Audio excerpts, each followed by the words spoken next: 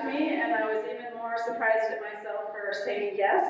And I realized this is a volunteer organization and a volunteer situation, and anyone willing to serve is given a task. So I hope I am up to that task. Many of you out there have served as president of this great club. And notwithstanding this empty table of past presidents, I know there's a lot of you out there, so please don't hesitate to give me advice. I could sure use it, and your guidance is greatly appreciated. Now more than ever, we need to re-energize, revitalize, and reimagine the future of our club. You might be interested to find out how I became a Rotarian. Mark Myring was my sponsor. I first met Mark at Sangre de Cristo Church and the Notre Dame Club of Albuquerque. He brought me as his guest to a Rotary Club meeting at the Hotel Albuquerque. It was a very large group, and there were great speakers. Eventually, I decided to apply for membership. I attended Rotary University on Saturday in person. Then I served as a greeter at the door for the Rotary Club meetings. I rang the bells for the Salvation Army to fulfill my service activity, and I joined the Literacy Committee. My father-in-law, Gordon Hennessy, he's come full circle because he was the one who presented me with my blue badge when I first became a Rotarian. I know you all have your favorite tables and your favorite friends you all enjoy sitting with every week, but as a new member, I would make a point of sitting at a new table each week. I would try to get to know different Rotarians and who they were and what their interests were. I usually would ask them, why did you become a Rotarian? Or what kind of Rotary activities do you like to participate in? And I would get some different answers. Does anyone out there remember the reading group with Barrett? He was way too cerebral for me, but I think it was a good group. But you all know why we are Rotarians. We want to give back to our community and help with projects like literacy and polio eradication, and global projects and youth programs like RILA. I've been a Rotarian with the Rotary Club of Albuquerque for about 10 years, maybe more. And over that time, I've served on the Rotary Club of Albuquerque board as the division director of the International Service Committee. And thanks to Ron Sally, who did all of the work, that club committee was able to shepherd through to fruition successful global grants projects. I served as chair of the Literacy Committee and organized the annual Reading is Fun group at the New Mexico Museum of Natural History and Science for several years. And more recently, I've served as secretary of the foundation, our own foundation. It's been a great way to learn about the club and how it functions, and there are many moving parts. As president, I hope to inspire and guide you to help move us forward with great service projects, benefits to charities, and social activities.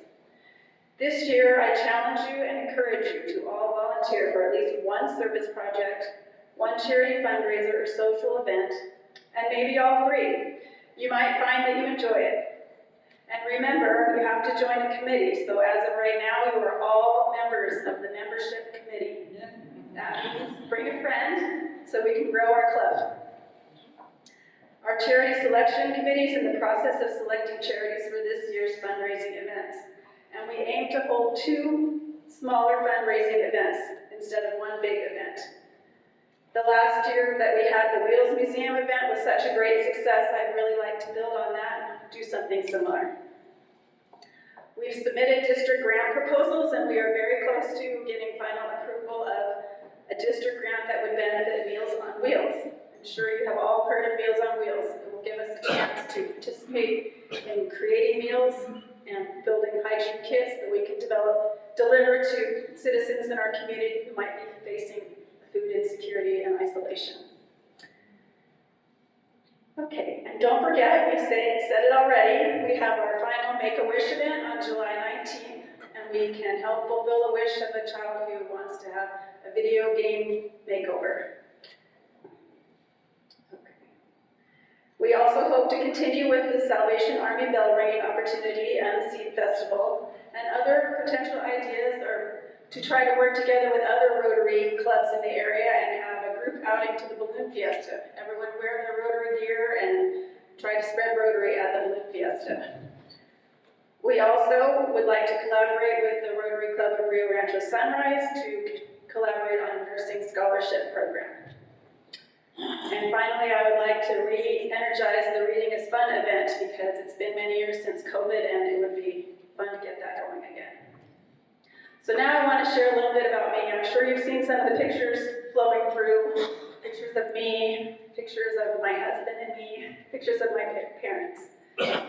So I grew up in California, so I'm a native Californian, but now that I have lived in Albuquerque since 1990, I can call myself a New Mexican. I'm an only child, and my maiden name is Griffal. That's Italian. My dad's father came to the United States from Italy, and the name got shortened from Griffalconi to Griffal. So I'm probably the only Italian you'll meet who has a name that does not end in a vowel.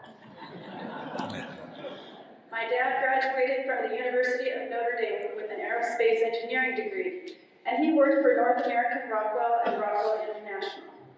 He was lucky enough to work on the space shuttle, and he helped with the tiles that allowed the shuttle to re-enter the atmosphere without burning up.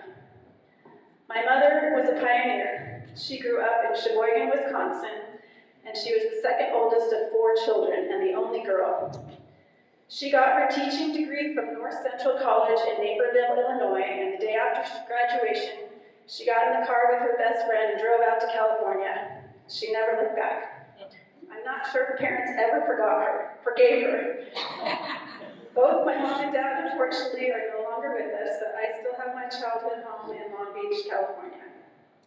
And having grown up near the water, I love summer. I swam on the swim team. I took sailing lessons and body surfed and surfed in the ocean. My friend and I would swim across the bay with our beach towels in plastic garbage bags so that they wouldn't get wet on the swim across to the beach. We would share summer solstice parties and dream of endless summer. For college, I followed in my dad's footsteps and I went to the University of Notre Dame. But unlike my dad, I did not get an engineering degree. I got a practical degree in English. And while at Notre Dame, I swam on the swim team, but that's just because they didn't cut anybody. And senior year, I rowed on the club crew team. I was 7th seat. I was lucky enough to study abroad for a semester in London, where we were treated and amazed by stage performances of Ian McKellen in Shakespeare's Coriolanus and Chekhov's Wild Honey. Garrett and I met in college. He was in Army ROTC, and so was my roommate. So I tried to set him up on a date with her. Garrett said he'd have to get back to me on that. We started dating junior year, but did not get married until 2 years after college. Instead, I went home and got a master's degree from Cal State Long Beach, again in English. We got married in 1988 in Long Beach, California, and at the time, Garrett was a first lieutenant in the Army, so we hit the road and we moved to Fort Hood, Texas. I can still recite his social security number by heart, thanks to my time as Army wife. While at Fort Hood, I was a volunteer coordinator for the American Red Cross, and I taught English at Central Texas Community College. In 1990, Garrett got out of the Army, and we moved to Albuquerque. Whenever he meets a retired armed forces person, he likes to introduce himself as Lieutenant Hennessy, retired. It takes them a time to realize he's just kidding, because he retired as first lieutenant promotable. In Albuquerque, Garrett went to UNM to earn an MBA, and I needed a job. So I got a job as a paralegal at the Pool Law Firm. I put Garrett through school. And after the Pool firm broke up and went through Chapter 11, I continued to work as a paralegal for Kelly, Ramelkamp, Muhlenweg, Lucero, and Leon. They renovated some office space in the Sins building downtown. On a tour of the office, one of the partners showed my office and said, "Well, this is our paralegal's office, but it's really meant to be an associate's office." That careless remark was in the back of my mind when I applied to UNM Law School. If you're going to stay in this field, you might as well be a lawyer. I graduated 3rd in my class from the University of New Mexico Law School in 1998. My classmate's husband urged me to apply for a clerkship with a state or federal judge. So I applied to every judge that was still accepting applications. And I landed a clerkship at the U.S. Bankruptcy Court with the Honorable Mark B. McFeely. to be a one-year position, a stepping stone in my career as a lawyer. Well, one day he asked if I might like to serve as his career clerk. I love my job, so my first year and 1 year clerkship turned into an unintended career. I've stayed at the U.S. Bankruptcy Court since 1998, serving as Judge McFeely's career law clerk for 11 years until his retirement. And then I stayed on with a new judge, the Honorable Robert Jacobitz. He has already served a complete 14-year appointment and has started on his second. Incidentally, Judge Jacobitz and also worked at the pool firm while I was there as a paralegal. While at the court, I have had the privilege of serving a national committee assembling information to improve the court's electronic filing and case management system. I've chaired the local bankruptcy rules committee, and in recent years I've served as a volunteer mediator to mediate cases for the other judge for free. So my 1 year clerkship has turned into a 25+ year career with the U.S. court system. And I still love my job because it's everything I loved about law school. Researching legal issues, drafting opinions, debating the correct legal outcome. And the best part is we can take our time to try to get it right because we aren't billing any clients. I like to read, walk on the bosque, hike, and travel. I like to garden, but I'm not that great at it, so please don't ask me for any tomatoes. I play the piano every first Saturday at the Gate of Heaven Catholic Mass at the Gate of Heaven Cemetery.